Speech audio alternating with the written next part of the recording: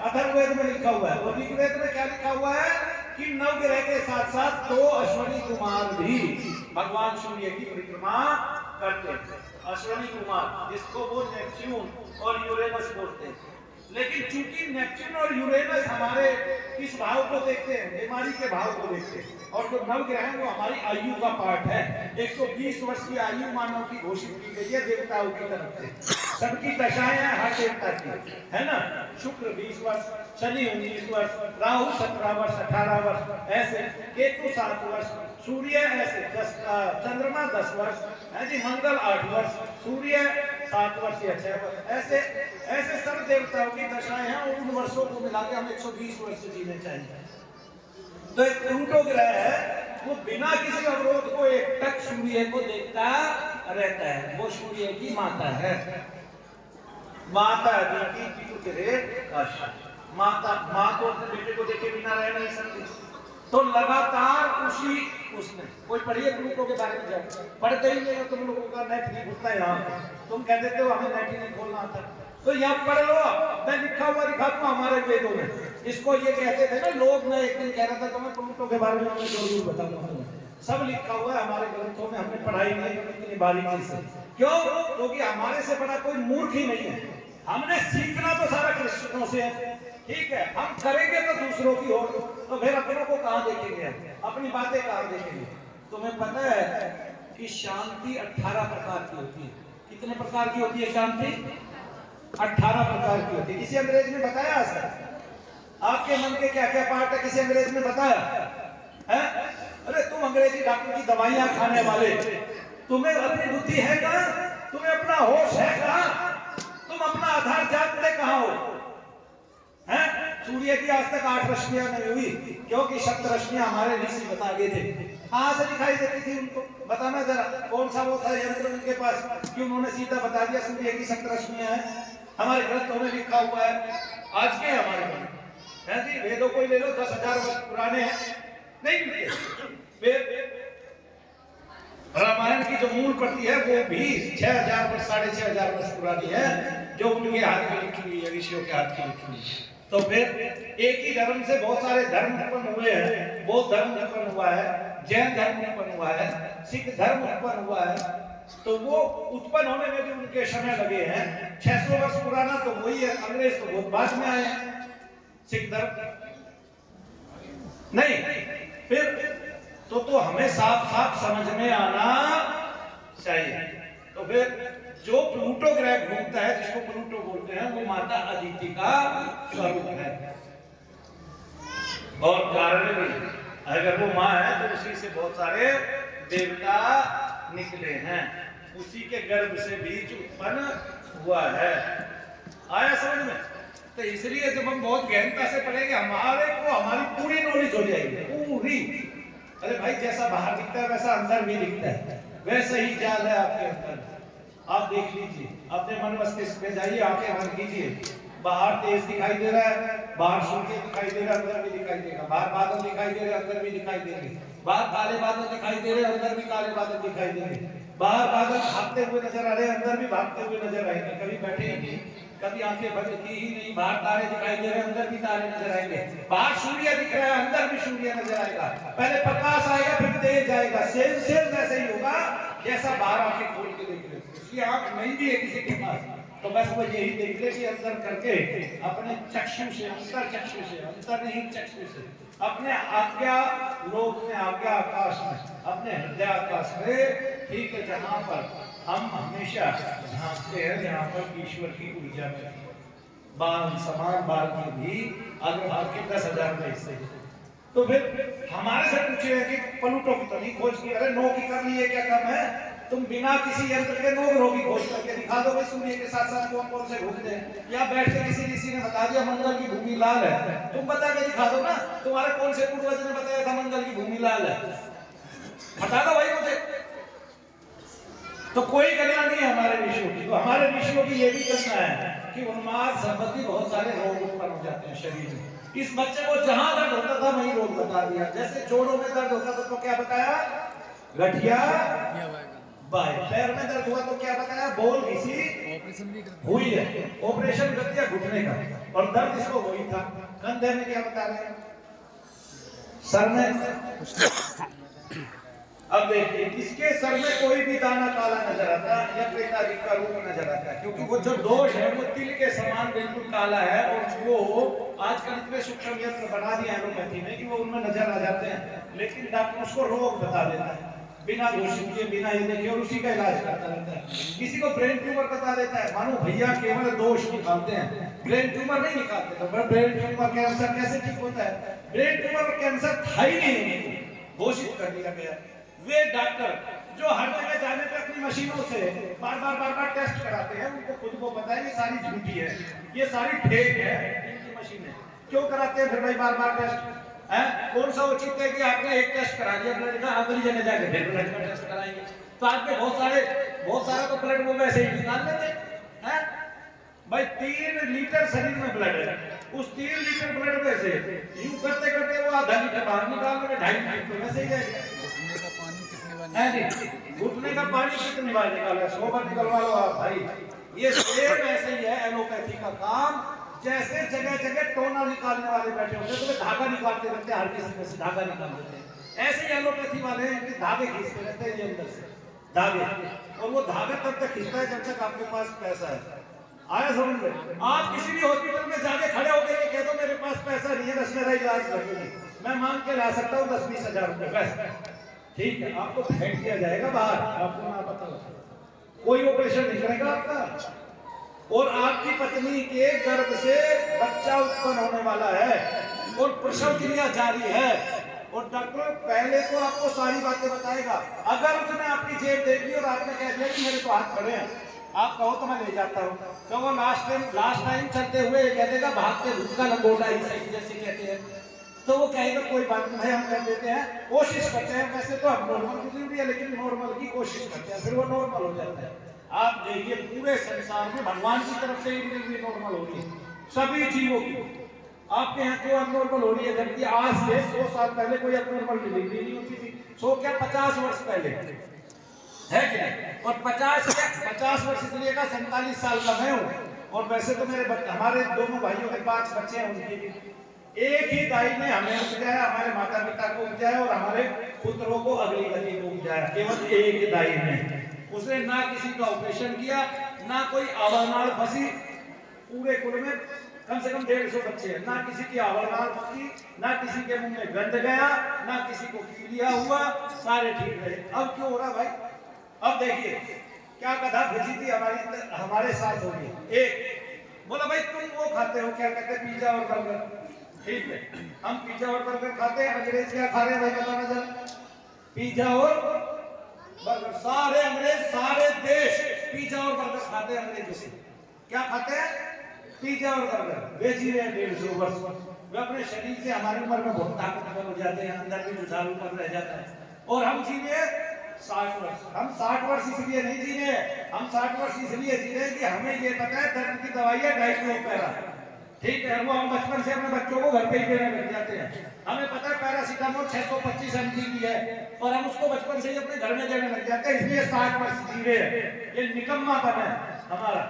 और बोले जी उल्टा सीधा खा लिया। उल्टा सीधा क्या बोले भाई? चाउमीन, वो क्या बोलते हैं, चाउमीन और मोमोज दोनों चाइना में खाए जाते हैं। तुम्हारे से बुद्धिमान है, तुम्हारे से ज्यादा उम्र जिए जाते हैं, और तुम्हारे से सारे काम करते हैं। हमारे यहाँ तो कितना खूबसूरत तेल मिलता है, इतना कहीं नहीं मिलता।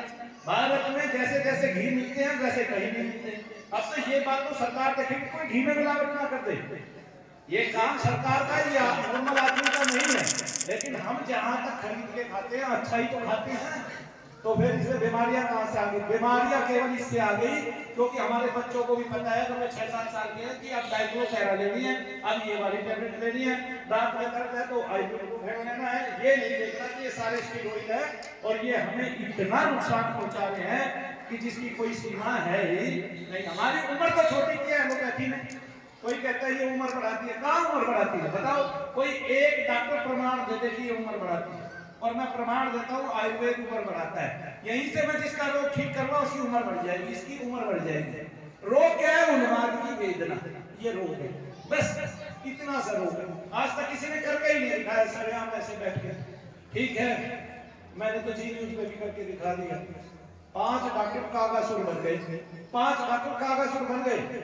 सुना नहीं कैसे ठीक हुई महिला, उसको ये और कह रहे हैं कि तुम्हें टेंशन होगी, तो उसने कहा टेंशन से घुटनों में दर्द होता है जी। क्या बताया उसने? टेंशन से घुटनों में दर्द होता है। बहरहाल हमने एक प्रक्रिया जारी की है और हम इस विधि को कहां ले जाने वाले हैं? सुप्रीम कोर्ट को। तो आपने क्या करना है? आपने शनिधाम में आने के अपने अनुभव, बीमारी कितनी घटी बिना कोई दवाई लिए और यज्ञ करने से और मंत्र चिकित्सा से, वो सारी लिखनी है, ताकि हम जो है आपका अनुभव वहां कोर्ट में पहुंचा सके। अपना फोन नंबर लिखना है, अपना आधार कार्ड नंबर लिखना है, और वो हम चाहते हैं कि जो शनिधाम से ठीक हुए हैं वो ऑनलाइन डाले। अपना पर फॉर्म हम डाल देंगे, वो ऑनलाइन भर देंगे है जी, आज डाल देंगे हम, तो ऑनलाइन डालें और सभी लोग लिखे, ताकि हम कोर्ट में जाके दायर कर सके कि ये भी एक चिकित्सा है जिसको विफल कर दिया गया था, लेकिन अब ये पास होने वाली है, हम इसको पास करा सके, ताकि जो लोग मनु भैया की तरह काम करना चाहते हैं, समाज में सेवा करना चाहते हैं, वो सेवा करें। चिकित्सा केवल सेवा है, चिकित्सा धन कमाने का साधन नहीं है। चिकित्सा क्या है? सेवा, सेवा करना है, ठीक है। तो चाहे वो शत्रु की हो, है कि नहीं? भगवान लक्ष्मण जी को सुषेण वैसे, अब लोग तो पहले यही कहेंगे कि लक्ष्मण जी को बाण क्यों लगा, लक्ष्मण जी को तो नाग पास में कैसे बांध लिया। अब देखिए, बहुत ध्यान से सुनिए, ठीक है कि नहीं? बहुत ध्यान से सुनिए भाई। पिता ने कहा बेटा पहाड़ पे चढ़ेगा, फिसल के गिर जाएगा, ये पहाड़ ज्यादा चिकना है। अब बच्चा चढ़ गया, फिसल के वो गिरा नहीं, तो उसके अनुभव में नहीं आया, तो उसने ये सोच लिया पिता ने झूठ बोला। क्या सोच लिया? पिता ने झूठ बोला। पिता अच्छी तरह से, पिता ने खूब जोर लगाया, अपनी युवावस्था से बुढ़ापे तक जोर लगाता रहा, और आखिरकार उसने पा लिया कि इस पहाड़ पे चढ़ा नहीं जा सकता है ना। हाँ जी, मैंने एक पेड़ का पत्ता खाया, मुझे पता चला वो जहरीला है, मुझे 3 दिन तक होश नहीं आया, 3 दिन बाद में जागा, मैंने अपने पुत्र को बताया इस पेड़ का पत्ता नहीं खाना है। इस पेड़ की ये सिद्धि है कि इसको खाने से आदमी बीमार हो जाता है और 3 दिन तक होश में नहीं आ पाता है। इसी तरह जो अनंत नामक सर्प हैं, जिसके 1000 फण हैं, जिसके शीश पर सरसों के दाने की तरह ये पृथ्वी रखी हुई है, जो भगवान विष्णु के सहचर हैं, वो सर्प हैं। और उनकी एक सिद्धि है नागपाश। क्या सिद्धि है? नागपाश। भस्मासुर के बारे में किस किसने सुना है? हाथ खड़ा करें जरा। तकरीबन सभी ने सुना है। भगवान शंकर ने, भोलेनाथ ने भस्मासुर को आशीर्वाद दे दिया कि जिसके सिर पर हाथ रखेगा वो भस्म हो जाएगा। वो उन्हीं के पीछे भाग लिया। भगवान शंकर भागे क्यों? उन्होंने तो आशीर्वाद दिया था, ठीक है, क्योंकि जिसके भी सर पे हाथ रख देगा वही भस्म हो जाएगा। भाग लिए ना। तो अनंत नामक जो सर्प है, जो लक्ष्मण जी का रूप लेके प्रकट हुए, किसके घर में? दशरथ के घर में। जब उन पर नागपाश छोड़ा गया तो उन्होंने उसका मान रखा, जैसे भोलेनाथ ने अपने वरदान का मान रखा, और भगवान मोहिनी रूप में आके भस्मासुर को डांस करा के, नृत्य करा के, और उसका सर, उसका हाथ उसी के सिर पर रखवा दिया, और वो स्वयं भस्म हो गए। आगे बातें समझिए। तो अनंत नामक जो सर्प है, वो लक्ष्मण जी का स्वरूप लेके आया, और उन्होंने नागपाश में बांधना चाहा। कोई और नहीं बनता, भगवान राम नहीं बनते नागपाश में, वो इसलिए बनते क्योंकि उन्हीं की जो सिद्धि है विफल हो जाती है। विफल हो जाती तो एक मिनट में फैल जाती, फिर उसकी तरह तपस्या करके कोई नागपाश के लिए तप करता ही नहीं कभी भी, और वो पास झूठा हो जाता है। इस चीज को कौन झूठा होने देगा? आपका अनुभव ये है, ये पत्ता खाने से 3 दिन में हो सकता है। आपको अपने बेटे को बताओगे कि नहीं बताओगे? तो फिर ऐसे जिस देवता की जो सिद्धि है वो उसका आदर तो रखेगा, मान तो रखेगा या नहीं रखेगा, वो देवता भी फल हो जाएगा, उसका देना भी फल हो जाएगा, सब कुछ भी फल हो जाएगा। सुसैन वैद्य शत्रु के घर के हैं, मुफ्त में इलाज करते हैं, मुफ्त में, और पूरी रात जागते हैं। ना हनुमान जी से ये कह के लगते तुम मेरे को जबरदस्ती उठाना है, ना ये कहते भाई मैं लेट हो रही हूँ, मैं लेट हो रहा हूँ, संजीवनी नहीं आई, अपना करते रहियो, ठीक है। वहीं बैठे रहते हैं, वहीं टिके रहते हैं, जब तक लक्ष्मण जी पूर्ण रूप से होश में नहीं आ जाते। आया समझ में? ये होता है वैद्य। अश्विनी कुमार के बारे में सुना है, जिन्होंने देवताओं के भी रोग निकाल दिए, ये होते हैं वैद्य। कहीं लिखा कि कुबेर जी ने बहुत सारा धन दिया तब अश्विनी कुमार माने, लिखा है कहीं? बताना जरा। किसी भी वैद्य की चर्चा अगर हमारे ग्रंथों में आई है तो वो मुफ्त में आई है। आप अपनी इच्छा से वैद्य का घर चला दो, आप अपनी इच्छा से उसके घर में कुछ भी दे आओ, नहीं समझे, लिखा कहीं नहीं है, लिखा कहीं नहीं है। तो ये जो चिकित्सा है ये हमारी कोई चिकित्सा नहीं है, इसमें हमारा कोई बल नहीं है। और आयुर्वेद भी पैसों की चिकित्सा नहीं है। अगर कोई उससे करोड़ों रुपए धन कमाता है तो वो विफल है। आयुर्वेद को वैसे ही करना चाहिए, वैसे ही जड़ी बूटियों से प्रार्थना करना चाहिए और वैसे ही भगवान का नाम सुमरण करके जड़ियां उखाड़नी चाहिए जैसे ग्रंथों में लिखा हुआ है। लेकिन आज ग्रंथों में लिखी तो कोई बात ही नहीं करता ना। तो सबको धन चाहिए, सबको मान चाहिए, संसार में सबको यश चाहिए, सब सुखपूर्वक रहना चाहते हैं, मूल का किसी को पता नहीं है। इतनी आगे दुनिया वेद पड़ गई है जी, झंकार मार गई, डकार मार गई है जी, आलाद कर दिया कि हमने सब कुछ बता दिया। कोई यही नहीं बता पाए कि नवग्रह के अलावा 2 अश्वनी कुमार, लिखा हुआ स्पष्ट ऋग्वेद में नवग्रह, मैंने तो 48 सूक्त तक पढ़े थे। नवग्रह के अलावा 2 अश्वनी कुमार किसकी परिक्रमा करते हैं? सूर्य की परिक्रमा।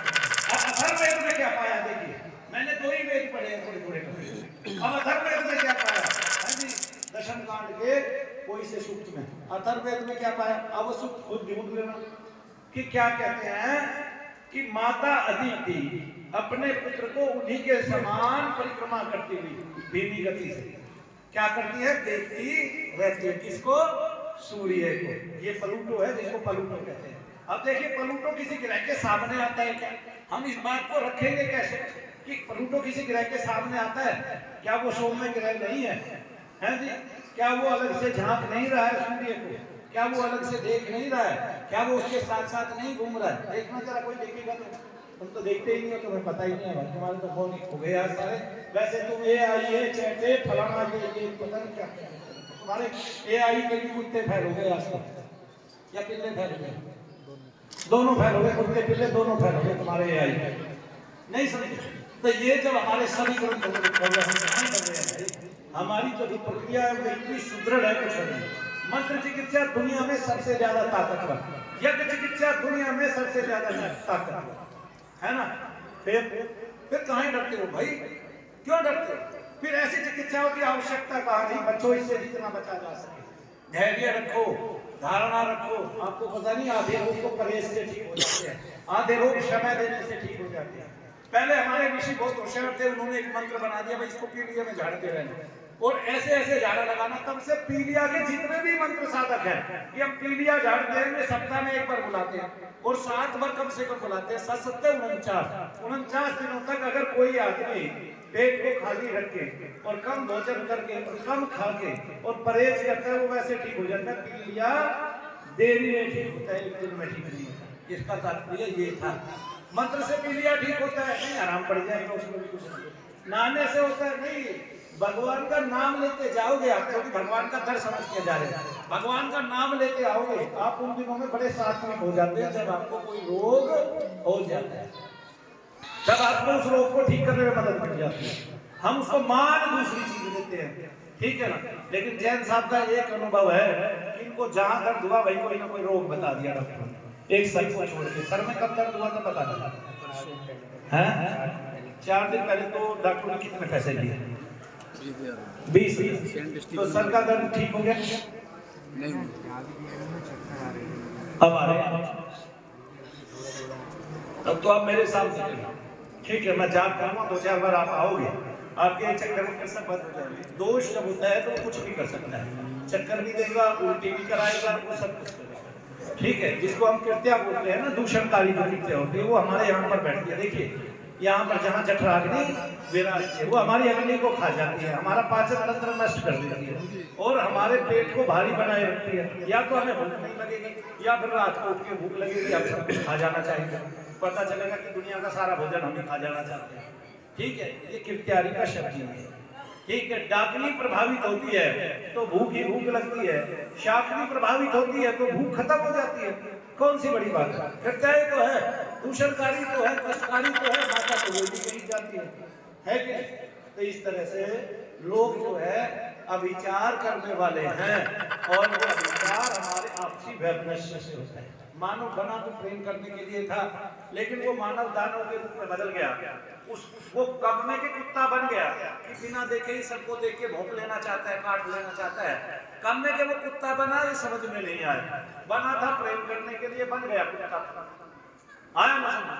मानव ही प्रेम करना जानता है, वही प्रेम कर सकता है, वही अपनी खुशी को बांट सकता है, वही खुश हो सकता है। ठीक है, बाकी कितने होते हैं? गधे ने मुंह खोला, तुमने सोच दिया गधा खुश हुआ? हाँ भाई, गधे ने मुंह खोला, 2-4 बार हैंची हैंची करी, तुम ये सोच रहे हो गधा हंस रहा है। ठीक है, तो तुम ही गधे हो जब ये बात सोच रहे हो कि गधा हंसता है जी? ना हंसने का, ना रोने का, ना खुश होने का, ये सब भाव मानव को दिए भगवान ने, किसी और को नहीं दिए। इसलिए कहते हैं कि 84 लाख योनियों के बाद मिलता है, दुर्लभ है। दुर्लभ क्यों है? हमारे पास सिख है। जैसे अभी एक माता कह रही है, मेरे बच्चे मेरी बात नहीं मानते, माँ की मति सुधार दो। अरे माता जी, सबको अलग अलग तरह की मति मिली है, तुम्हारी क्यों मानेंगे? उनका अपना मत है, उसका अपना मत है, उसका अपना मत है, उसका अपना मत है। सबकी बुद्धि अलग अलग, सबका स्वभाव अलग अलग है जी। किसी को देखने में हाथी प्यारा लगे, कोई सांपों के साथ रहना चाहता है, कोई तो क्या कहते हैं अजगर पाल लेता है घर, कोई शेर पाल लेता है घर। ये मन के स्वभाव तो है जी। किसी को इन दोनों से डर लगता है, कोई बिल्ली पाल लेता है, कोई कुत्ता पाल लेता है। जो कुत्ता पालता है वो हो सकता है अजगर से डरता हो, जो अजगर पालता है वो हो सकता है कुत्ते से डरता हो या बिल्ली से डरता हो। ठीक है, ये स्वभाव तो है हमारे। किसी को बैंगन की सब्जी पसंद, किसी को पनीर की सब्जी पसंद, किसी को किसकी सब्जी पसंद। दवाइयों को पसंद मत कर, क्योंकि ये आपकी वृद्धि करने वाले नहीं है, ये आपको आयुष्य प्रदान करने वाले नहीं है। इसलिए आयुर्वेद की दवाओं का इस्तेमाल कर। ये ध्यान रखिए, ये भारत वो भारत है जहाँ पर विदेशी आक्रांता आके घुस गए। तो हमारा एक मंजन हुआ करता था जिसमें हल्दी, सरसों का तेल और हम चारकोल लिया करते थे, और इसके अलावा शहदा, नमक, इन सब चीजों से हम कभी मंजन किया करते थे। एक कंपनी आई कोलगेट, क्या आई? कोलगेट। और वो कहती है नमक से आपके दांत लग जाते हैं। 1978 का समय था, और वो आपको नमक, मैं ये कहता हूँ ये कमीनी कंपनी है। आज पूछती है आपके कोलगेट में नमक है? सीधी वही कंपनी पूछती है। आपके कोलगेट में चारकोल है जी, और अब हल्दी भी पूछने लगेगी, सब कुछ पूछने लगेगी। और एक दिन हमारा यही स्वभाव छुड़वा दिया जो हमारा आयुर्वेद से प्रथम मिलता था, जिससे हमारे दांत सुरक्षित होते थे, मुख में हल्दी रहती थी, पेट में नमक जाता था, पेट में कीड़े नहीं होते थे, मुख में हल्दी रहती थी, मुख सुवासित रहता था, मुख में सरसों का तेल जाता था, उसकी गंदी से नाक और ऊपर की जितना भी स्नायु तंत्र है वो सुरक्षित रहता था। और जब वो चीजें पेट में चली जाती थी तो आप जानते हैं पेट एक बूंद सरसों के तेल से स्वच्छ हो जाता है। आज भी नाभि मंडल में भी तेल डाल दिया जाए थोड़ी देर के लिए तो भी हमारे कई रोग भाग जाते हैं। आया समझ में? और वो हल्दी जब पेट के अंदर जाती थी तो वो एंटीबायोटिक का काम करती थी। आप इस तरह रोजाना स्वस्थ होने की दवाइयां ले रहे थे। क्या ले रहे थे? स्वस्थ होने की दवाइयां। और तो जो चारकोल था उससे आपको कैल्शियम मिल रहा था। आपको कोई चीज ना मिले ऐसा था ही नहीं। आयुर्वेद सबसे बड़ा वेद है। जैसे हमारे यहाँ एक देवता है पीपल देवता, उस पीपल देवता का क्या काम है? 24 घंटे ऑक्सीजन देना। लेकिन जिसने अपनी ऑक्सीजन की मशीनें बेचनी है वो आपके घर में पीपल क्यों लगने देगा? वो तो सीधा कहेगा इसमें भूत प्रेत है। वैसे भूत प्रेत होते नहीं। देखिए इस नगर की बात, इस देश की बात, अब इस देश में पागल नहीं तो और क्या है? भूत प्रेत के नाम पे कहेंगे तो ढोंग विश्वास होते ही नहीं है। ठीक है, और वैसे घर में पीपल नहीं लगाते तो 24 घंटे ऑक्सीजन देता है। अब मैं कैसे बुद्धिमान मान लूं भारत के लोगों को? ठीक है, अपने आप ही विरोध करते हैं, अवरोध करते हैं, अपने आप ही अपनी गति को खराब कर रहे हैं जी। जो 24 घंटे पीपल ऑक्सीजन छोड़ता है उसको हम देव वृक्ष इसलिए कहते हैं क्योंकि हमारे ऋषियों को पता है ये ऑक्सीजन छोड़ता है। और ज्यादातर ऋषि महात्मा उसके नीचे ही बैठ के साधना किया करते हैं जी। लेकिन ये कल्याण की बात नहीं है। आगे चल के ये कह रहे हो पीपल पे तो भूत प्रेत। अरे भाई भूत प्रेत की तो कोई योनि है, तुम्हें क्या कह रहे हैं? तुम अपने घर में पीपल रखना शुरू करो। हमने देखिए पिछले वाले एक जगह पे अभी अपने जहाँ निर्माण चल रहा है वहां पे 2 पीपल लगवाए हमने बड़े बड़े। ठीक है, और यहाँ धाम में 100 पीपल देखते हो। हम तो दूसरों के प्लॉट में लगवाते हैं पीपल। ठीक है, लड़ाई होगी देखी जाएगी। पीपल तो पीपल है ना, एक बार उत्पन्न हो गया थोड़ा सा बड़ा कर दो अपनी आंखों के सामने, हो गया। अपने घर में पीपल लगाया हुआ मैंने भाई, गमलों में पीपल रखिए, जब बड़े होने लग जाए खुले में डालाइए, खुले में लगाइए, थोड़ा सा पानी सींच दीजिए, 10-20 दिन में बड़ा हो जाएगा, फिर आपको कुछ करने की आवश्यकता नहीं। ऐसा पेड़ है कि अपने आप थोड़ा सा बड़ा हुआ फिर कुछ करने की आवश्यकता ही नहीं है। और अगर गिर जाए तो औषधि के रूप में काम आता है। ठीक है, और औषधि क्या है पता है? पीपल की लकड़ियों का चूर्ण भी इस देश की सबसे उत्तम सामग्री है यज्ञ करने के लिए। जय श्री कृष्ण।